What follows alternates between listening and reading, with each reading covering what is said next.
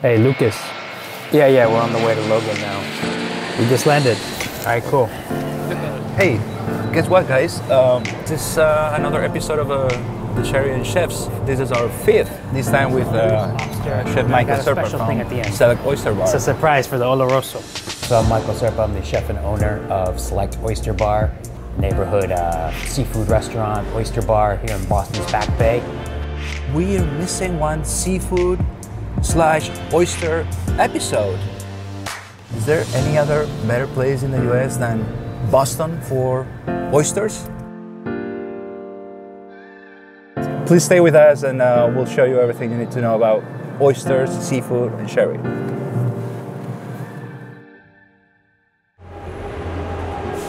Hey Michael, I arrived at Terminal B, baggage claim 3. Lucas. What's up, buddy? How are you? Time no see. Yeah. Got some sherry? Yeah, I do. All right, good. I got some oysters for your sherry. Let's do it. Do you get my message? Yeah, I got it. All right. Yeah. Hey, Bill. What's up, buddy? You at the farm? I am. All right, I got my buddy Lucas. We're gonna shoot down. We'll be there like half an hour, 45 minutes. All right. All right, cool. See you then. What was that about the oysters? You don't like oysters?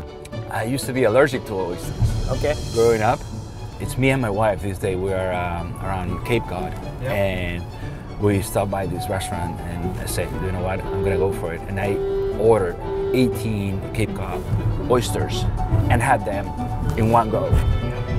And I was like shaking for a little while, like for an hour or so. But you know what? Nothing happened. I was fine. And after that, I can eat oysters. So you're cured. So I should be fine today. You're cured. I am a person that has always been in love with the water, in love with the outdoors. I took a really kind of atypical path through life. When I got out of college, I did what I thought I was supposed to do, so I went into finance, and it robbed my soul. Are you the responsible for this day? I just kind of did a complete 180. I have found my home. Really, at the end of the day, it's really the people that is this little misfit group, that is a family that I truly love. Yeah. The whole reason why the old hatchery started was one of Skip Bennett's daughters had a school project and she was growing algae like in the windowsill. So Skip started that hatchery process about probably 7 or 8 years ago. And it started small and it slowly got larger and larger and larger and larger. All of these flasks that you see, it's just salt water inoculated with an algae varietal. So oysters, they're filter feeders, and the only reason why they're pumping and filtering that water is to feed. In this case, they're looking for algae, a type of phytoplankton, a single-celled plant cell. So this is literally those flasks, just in a larger medium. So one of the reasons why this varies in color is this was just inoculated from a flask into this larger vessel, and then this has had some time to grow. And your babies are gonna eat a little bit of everything. A little bit of a little cocktail. In this hatchery, all these algae keep growing and growing and growing. We pump them out, we take them out like this, mix the cocktail, and then we either physically dump them into a vessel with oysters, and they just naturally pump the water and filter it out. We start them in here, in colder water, and then we slowly raise the temperature, and we introduce food to them. The interim step between larvae and upstairs are these setting tanks. So that oyster will find one grain of shell and attach to it, and that's what it'll attach to for the rest of its life. Out of that, you make three different profiles. That's correct. 3 different varieties. Exactly. So this will literally be on just rows and rows and thousands of these, maybe 300 or 400 oysters per side. You know, once they leave the hatchery and they go out here, they're just out there and they're pumping and they're eating what's in the water column. So between the larvae and then when it gets onto your plate, like I said, like 18, 24 months. So we would do one of a couple things. We can go inside, we can shuck inside, we can shuck in the bed of my truck. You can chef wherever you want to. You know, everyone comes to an oyster bar and they say, what should we drink? I drink a lot of Chablis. It's super limestone, super mineral. And, you know, a surprise one, which I figured out a couple years ago, Manzanilla Sherry is one of my favorites. So people don't really think of that, but when you try it, it just blows you away. We still have a couple of wines. Yeah, so the wine world, the oyster world, there's so many parallels. Say you're growing Chardonnay grapes in California, in Washington, South Africa. It's the same grape, it could be the same rootstock, but it's a totally different product. It's beautiful. But this is made from glass number 1 that we just tasted. That smells. The same thing with the oysters, it's the same species, same seed. So the terroir thing is pretty cool.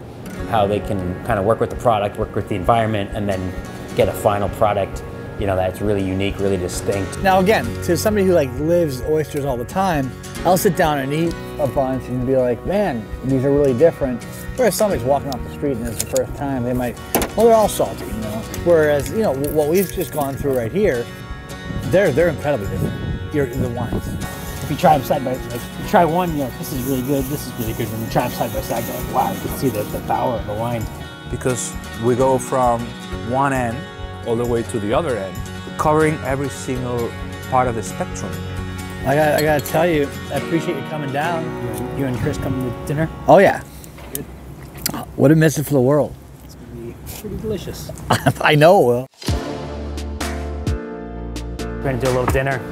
It's gonna be bomb. Hey, Lucas. How are you? Cleaned up nice.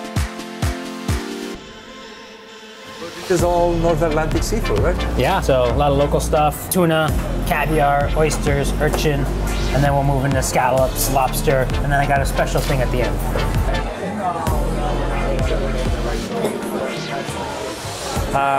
So you are invited to this party because we're celebrating with Chef. Some of these wines are spectacular with oysters. You only need to do one thing, which is enjoy yourself. I have a question. Nothing else. It's being filmed, though? Is that true or not? Yeah. It is. We did Ichabod oysters from Plymouth and Norumbega oysters from Maine. We did a little tuna tartare, so yellowfin tuna tartare, big scoop of the California sturgeon caviar, which just really went crazy with the palo cortado. I think my favorite thing from the dinner, Maine sea urchin in shell, herb and fennel kind of dressing. So cook down a little sherry, whipped butter on toast.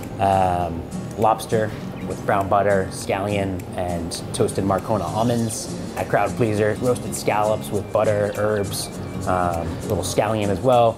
It was pretty killer. It was, you know, everyone was pretty full at that point, but everyone still went for it. For dessert, we did a really, really simple roasted apple, toasted walnut, and whipped labneh with a little muscatel, which was a really nice cap to the meal. We had muscatel on the side. I cooked the apples in the muscatel, and it came out, I think, pretty spectacular. Here in the States, I think people don't understand that sherry wine is a drinking wine. It's a food wine. You know, it's something that's just makes total sense.